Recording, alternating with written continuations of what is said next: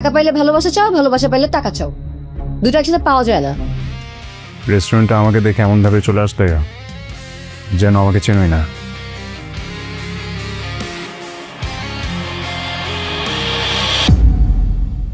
She is my ex.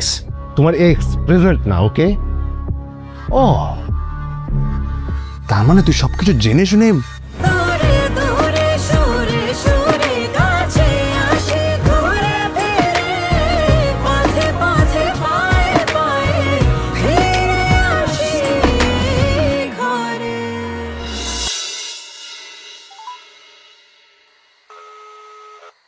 Fahad, তুমি কোথায়?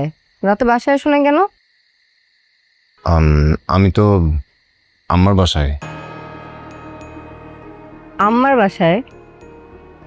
আমার শরীরটা একটু খারাপ, দেখতে আসলাম। ও, আমাকে বলোনি কেন? আমিও যেতাম। আমি আসলে তোমাকে বলার সময়টা পাইনি। একটা তো টেক্সট করতে পারতা। তা পারতাম, বাট আমার পাশে ছিলাম তো, তাই মানে খেয়াল করিনি। এখন শরীর কিরকম না?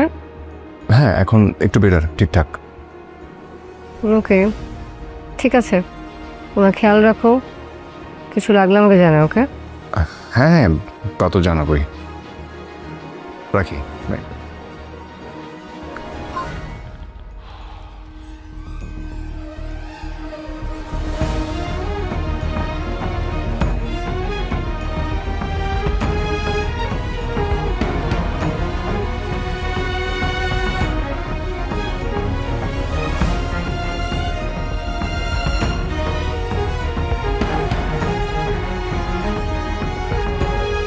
আমার ছোট ভাই আমার এক্স গার্লফ্রেন্ডকে বিয়ে করে ফেলেছে।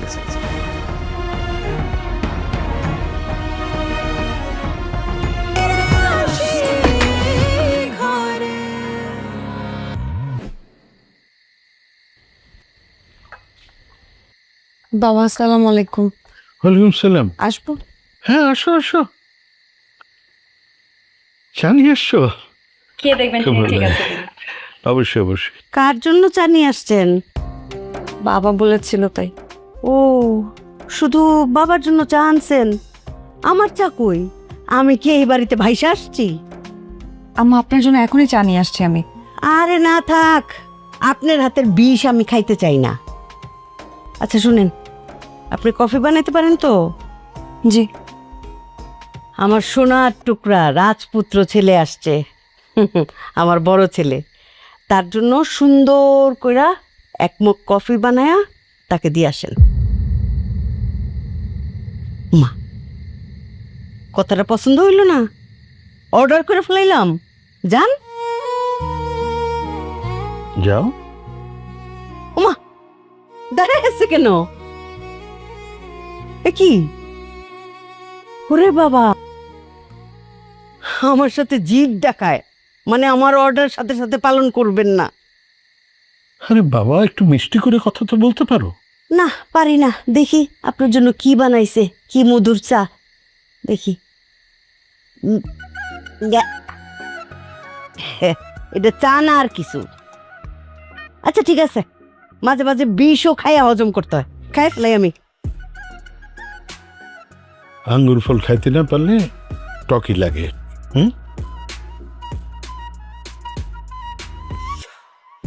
চা কইলাম ভালোই বানায়।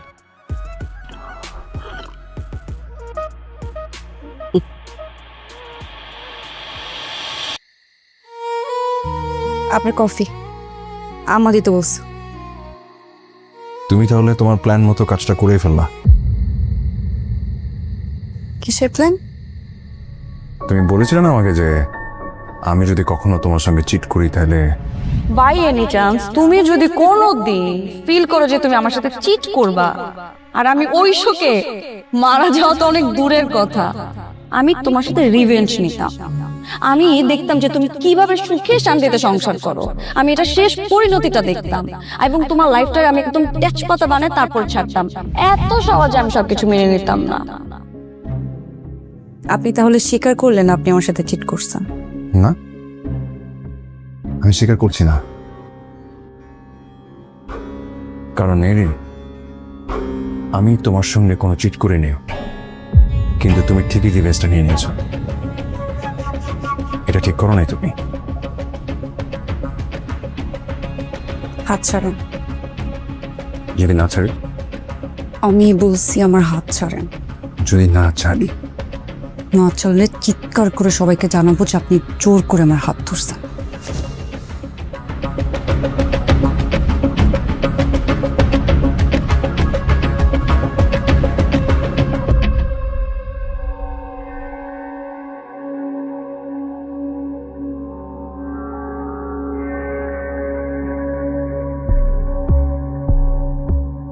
আপনার ভাইয়ের সাথে আমার 3.5 বছরের রিলেশন ছিল। She is my ex.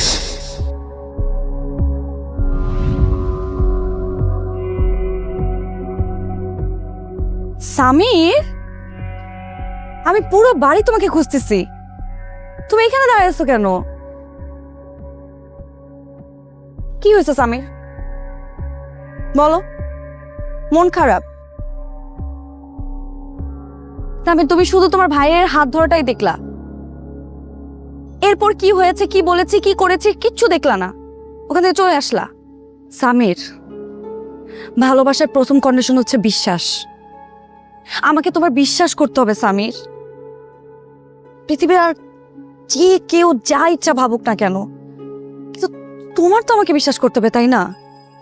হ্যাঁ, হতে পারে যে আমার আর তোমার পরিচয়টা অস্বাভাবিকভাবে হয়েছে, এভাবে আমাদের বিয়ে হওয়াটা হয়তো বা হওয়ার ছিল না, কিন্তু আমি নিজেও জানি না, আমি এই প্রশ্নের উত্তর আমি নিজেও দিতে পারবো না যে আমি কেন তোমাকে বিয়ে করেছি। আমার নিজের কাছে সেই উত্তরটাও নেই। পৃথিবীর কারোর কাছে জিজ্ঞেস করে পাবো না মনে হয় এটার উত্তর। আমি তোমার সম্পর্কে কিছুই জানতাম না, তারপর আমি বিয়ে করছি। একটা কথা কি জানো, জন্ম, মৃত্যু, বিয়ে এগুলো ভাগ্যে থাকে। আমরা যতই চেষ্টা করি না কেন, যত কিছুই করি না কেন, আমাদের ভাগ্যে যেটা আছে না সেটাই হবে। তুমি আমার ভাগ্যে ছিলা স্বামী, না হলে এভাবে কেন আমার সাথে তোমার পরিচয় হবে? আমি তো তোমার সম্পর্কে কিছুই জানতাম না, হুট করে তুমি আসলে আর আমি তোমাকে বিয়ে করে ফেললাম। হ্যাঁ, এটা সত্যি যে ওই সময় আমার আর করার মতো কিছু ছিল না, দেয়ালে পিঠ থেকে গেছিল। সৎ বাবা অন্য একটা মানুষের সাথে আমার বিয়ে ঠিক করেছে, যে লোকটা আমার থেকে অনেক বড়। তাকে বিয়ে করতে হবে আর না হয় আমার কোনো অপশনই নাই। মাত্র তোমার ভাইকে ছাড়া আমি কিচ্ছু বুঝতাম না। সেই ভাই আমাকে ঠকিয়েছে, খুব বাজেভাবে ঠকিয়েছে। আমি শুধু তোমাকে দেখেছি, তুমি আমার কাছে হাত বাড়িয়ে দিয়েছো। দেখো সামির, আমি তোমাকে ঠকাই নাই, আমি তোমাকে জীবনে ঠকাতে পারবো না সামির। আমার ভাগ্যে তুমিই ছিলা, তুমিই আসছো। যত কিছু হয়ে যাক, আমি তোমাকে ছাড়া অন্য কোথাও যাবো না সামির, আমাকে তোমার বিশ্বাস করতে হবে।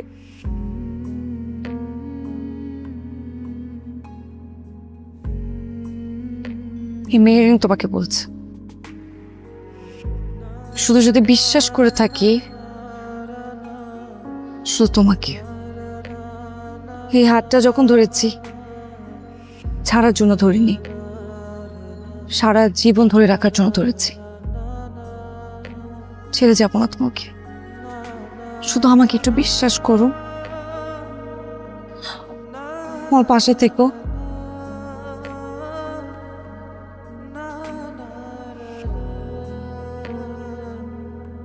মাছ করে দাও।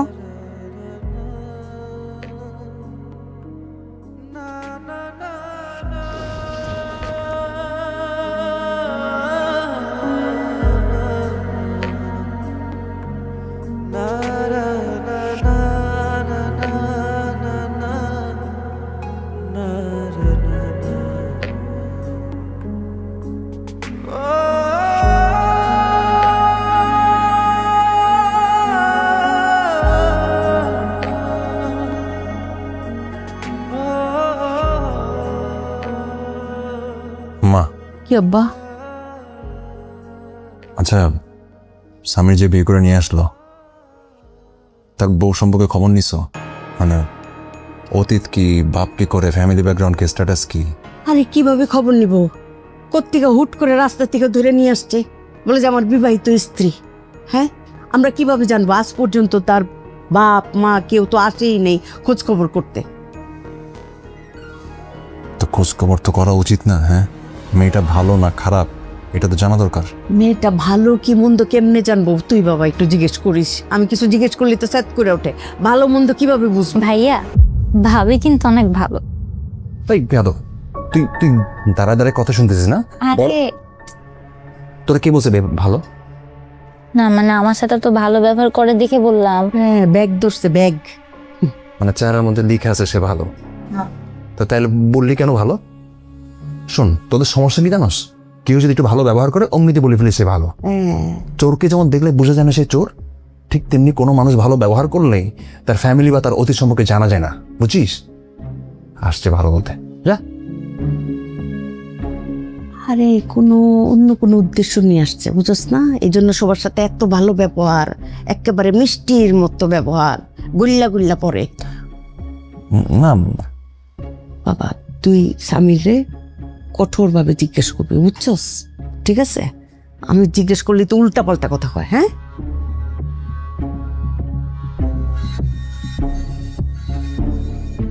আব্বা মা জানে? যাও জানো জানো, আমার তো কোনো প্রবলেম নাই। তারা দেখুক, তোমার আসল চেহারাটা দেখুক।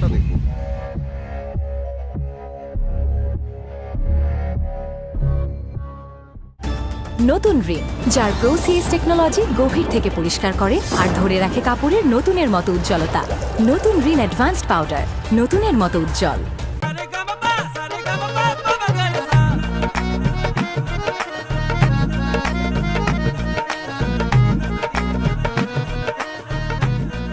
সামির, সামির ফোন রাখো। কি এগুলা? তোর মতো একটা ছেলে থাকতে বাবা কেন বাজার করবে? ওঠো, বাজার যাবা। চলো চলো, এখন থেকে তুমি সব বাজার করবা। ওঠো। আরে বিয়ে করে তো ভালো বিপদে পড়লাম। বিপদের দেখছো কি? এখন থেকে সব বাজার তুমি করবা, সব কাজ তুমি করবা। ওঠো, উঠি না উঠি। তাড়াতাড়ি ওঠো, বাবা বাজারে চলে যাবে তো। সামির, বাজারে যান, সবকিছু লিস্টে লিখে দিছি। দেন আমার কাছে দেন, আমি যাই বাজারে। তুই কি কি লাগবে দেখি। বাহ বাবা, আঞ্জুমান দেখেছো আমাদের ছেলে খুব সংসার হয়ে যাচ্ছে। হ্যাঁ, খুব সংসারী হয়ে গেছে, খুব দায়িত্ববান। কই আগে তো কোনোদিন এক খালি ডিম আনতে করলেও যাইতেন না। হ্যাঁ, এখন কেন বাজারে দায়িত্ব? বুঝতে পারছি। বাজারের পয়সা থেকে কাটিং মারিং কইরা ওই উনাকে দেওয়া, তাই না? এই বুদ্ধি বউ শিখাই দিছে না তোরে? হ্যাঁ, চোর কোথাকার। মনে করছে আমি বুঝি না কিছু, না? হ্যাঁ, চোর ধরা পড়লে তেজ উঠেই। চোর ধরা পড়ে গেছে। হ্যাঁ, আপনি যান বাজারে, যান। খুব ভালো লাগছে কথাগুলো শুনতে। এই কারণে আমি ফ্যামিলির কোনো বিষয়ে নাক গলাই না। এই সংসারে যদি আমি ভালো কিছু করি তবু আমার আম্মার কাছে খারাপ হবে। ভালো কিছু কইরা দেখেন। কোনোদিন তো দেখলাম না ভালো কিছু করতে। হ্যাঁ, সেদিন আমার খুব ভালো লাগবো, আনন্দ লাগবো। চোরের আবার বড় গলা।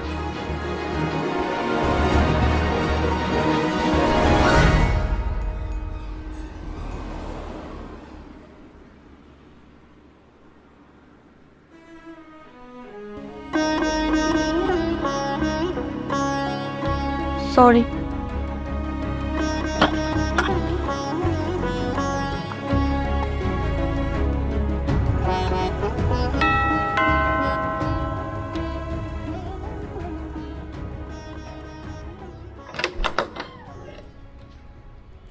আসসালামু আলাইকুম। ওয়ালাইকুম সালাম। মেহরিন রাইট? আমি সায়রা, ফাহাদের ওয়াইফ।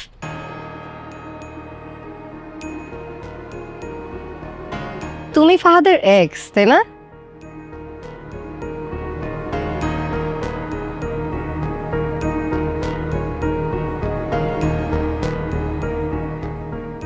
সাইরা, তুমি এই বাসায়?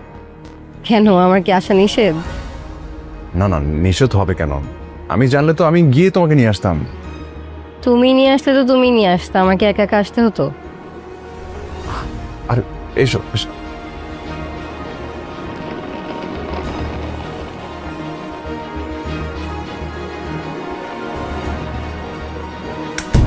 কে আসছে রে ফাতিমা? আম্মা,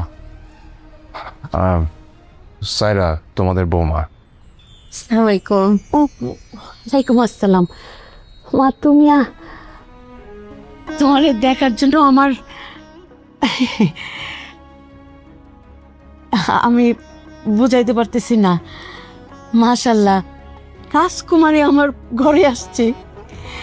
কি সুন্দর একটা মানুষ, চোখ দুটা কি সুন্দর, চোখের মধ্যে কত মায়া, তীক্ষ্ণ নাক, বংশীয় ঘরের মেয়ে যে দেখলেই বোঝা যায়।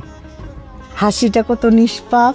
হ্যাঁ, আমার সোনার টুকরা ছেলে একটা রাজকুমারী বিয়ে করছে। তোরা আসো তো একটু জড়াধরি মা। আরে আমি যে কতটা খুশি হয়েছি আমি তোমার বইলে বুঝাতে পারবো না। তোমার কোথায় বসাবো? আমার ঘরে বসাবো? আম্মা, আই আকবর, একটা মিনিট। ওই ব্যাগগুলো দাও, হ্যাঁ একটু রাখো। মা, এগুলো আপনার জন্য ছোট্ট গিফট। আরে আমার জন্য তো তুমি সবচেয়ে বড় উপহার মা। তুমি আমার ঘরে আসছো, আমি বুঝাইতে পারবো না। এগুলো এত কিছু না আনলেও পারতাম মা। আপনি খুলে দেখেন, আশা করি আপনার ভালো লাগবে। অবশ্যই ভালো লাগবে। তুমি আনছো না, আমি ঠিক বুঝাইতে পারতেছি না আমি যে কতটা খুশি হয়েছি। ফাতিমা, ফাতিমা, এই যে আমার ঘরে তো রাজকুমারী চলে আসছে। আরে আমার সোনার টুকরা ছেলের বউ, দেখছস? আমার ফুপু। আমার ননদ। ও, ওই যে ডিভোর্সি ফুপুটা, রাইট? যেই বাসায় থাকে। হ্যালো, আসসালামু আলাইকুম। ফাতিমা, বউলে দেখছস কি সুন্দর চোখ, কত মায়াবী চোখ, পুরো বংশীয় চেহারা না, দেখলেই বোঝা যায়। ফাহাদ, বৌমারি নিয়া তোর রুমে যা, আমি চা নাস্তার ব্যবস্থা করি। আমি নিয়ে যাচ্ছি। কি খাবা? লেবুর শরবত খাবা? হ্যাঁ স্যার। আচ্ছা আপা, তাহলে আমি নিচে চলে যাই। হ্যাঁ, যে লাকেশটা আর যে গিফটটা এখানে আছে। হ্যাঁ, এসো। ফোন রেখে এদিক। যাও মা। লেবুর শরবত খাবা? হ্যাঁ স্যার। ফাতিমা, মন খারাপ করে ফেলাইছস। আরে বড় লোকের মেয়ে তো, এরা তো আমাদের মতো সাধারণ মানুষের সাথে মিশে নাই, এই জন্য বুঝতে পারে না যে কারে কি বলতে হবে। আরে একটা গন্ডির মধ্যে মানুষ হচ্ছে ফার্মের মুরগির মতো, বাচ্চার মতো, এই জন্য তো বুঝে না। আমি রান্নাটা দেখি। তুই চোখে পানি আনছস, মন খারাপ করছস।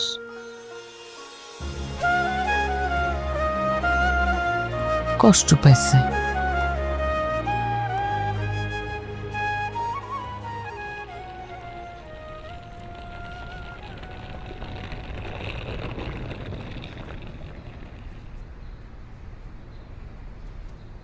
কুপিকে তোমার এইসব কথা কেন বলার দরকার ছিল বলো তো? তোমার এক্স তো দেখতে ভালোই। তোমার উচিত হয়নি ফুপিকে এসব মানে এইভাবে বলাটা। যা সত্যি তাই বলছি। সাইরা, সত্যি কথা সবসময় সব জায়গায় বলতে হয় না, এটা উচিত না। ফাহাদ, আমি মিথ্যুক না তোমার মতো। আমি কি মিথ্যা বললাম? তুমি যে বললা তোমার মা অসুস্থ, তোমার মা তো দিব্যি সুস্থ। মা অসুস্থ ছিলেন, এখন একটু বেটার ফিল করছেন। এই আমি বোকা না। মানে? যেই ছেলে মায়ের ফোন ধরে না, কেটে দেয়, সে আসছে মাকে দেখতে। সাইরা প্লিজ। ফাহাদ প্লিজ, তুমি এখানে কেন আসছো সেটা আমি ভালো মতো জানি। তুমি এখানে তোমার মায়ের জন্য আসো নাই, তুমি এখানে আসছো তোমার এক্সের জন্য।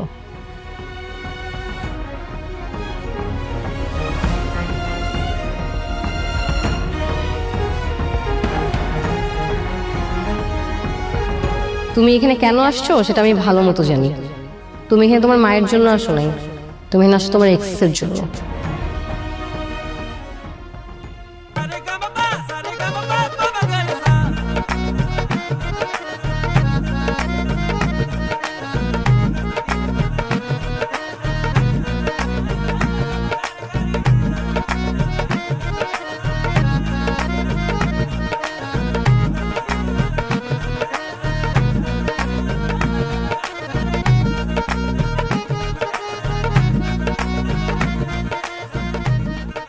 এই যে ছোট নবাবের বউ, নবাবজাদি, বাসায় আমার বৌমা আসছে। আপনার হাতে যে রান্নার জাদুটা আছে না, ওই জাদুটা একটু দেখান। যে এই জাদুর রান্না খেয়ে আমার বাসার সবার অতীতের স্মৃতি মনে পড়ে গেছে, কারো দাদির হাতের রান্নার কথা মনে পড়ে গেছে। সেই জাদু দিয়া আমার নতুন বৌমার পুরনো স্মৃতি মনে করায় দেন, পারবেন না? জি আম্মা। কথায় কথায় জি